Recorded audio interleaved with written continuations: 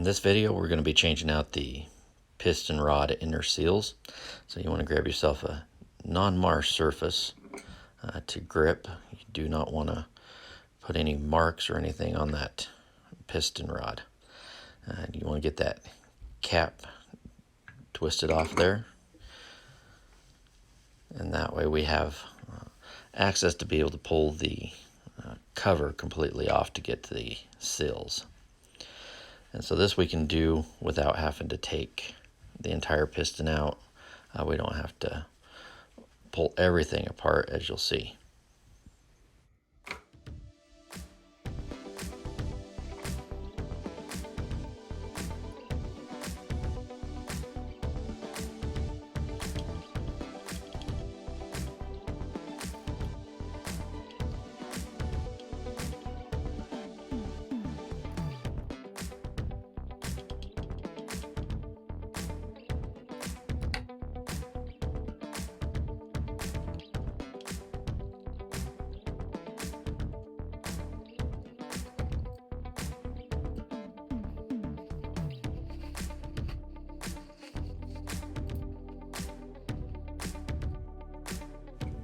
Instead of giving it a swift pull and pulling the whole piston out like we did for doing the piston seals, I'm just going to work it just a little bit and give me a little bit of access onto the cap of the cylinder. And then once I get a little bit of gap, then I'll use my screwdriver just to work it loose. Those new rubber seals fit nice and tight, so it's sealing up really good. And so I'm going to get that loose and just pry it a little bit with the screwdriver. Just again, be careful not to mar up any of the surfaces, and then we'll have full access.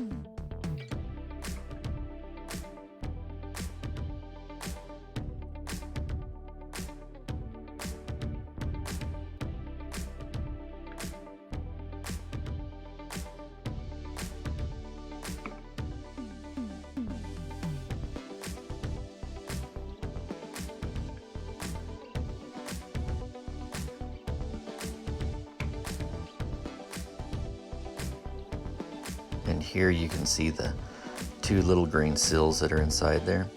So we'll be using our little dental tool, snagging those, getting those pulled out, and then we'll get a couple of new fresh ones put in. These are the seals that are most likely to leak on you. You see a bunch of oily dust and stuff around where the piston's at and running down the cylinder. That's these O-rings right here that are letting a little of that oil seep through. So these will probably be the ones that are most likely going to need to be replaced if you're not having any issues with your cylinders themselves.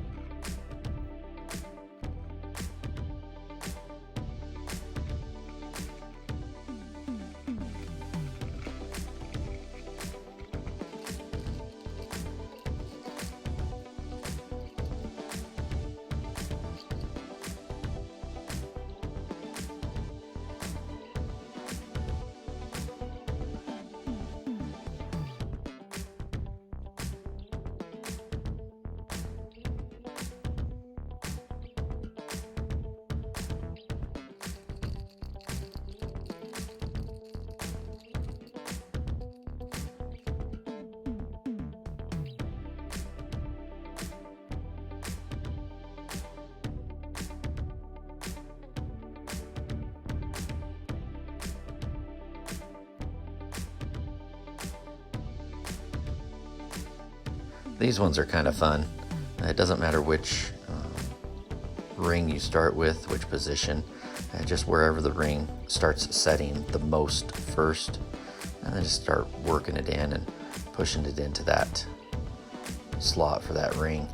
Once you get the first one in place, the second one's relatively easy.